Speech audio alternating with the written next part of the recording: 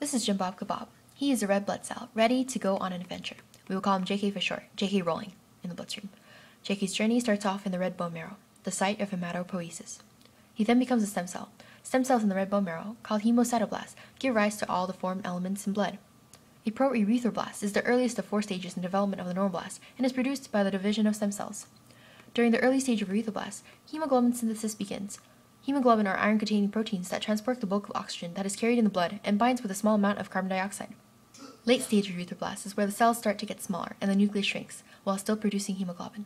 It is followed by normoblast, which contains 35% of hemoglobin of a full RBC and still contains a nucleus. We then move on to reticulocytes. These take 2 days to mature.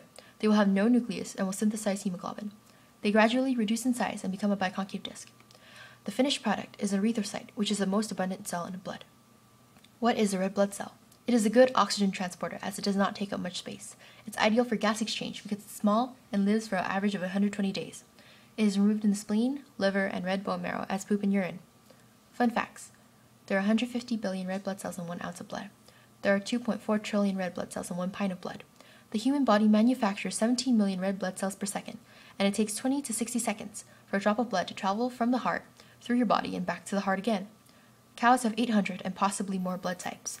The most common blood type in the United States is O positive, 39% of the population, while the least common blood type is AB negative, with only 0.5% of the population. Patients in the United States use approximately 32,000 pints of blood every day. All blood isn't red. Crabs have blue blood. Earthworms and leeches have green blood. Many invertebrates, such as starfish, have clear or yellowish blood.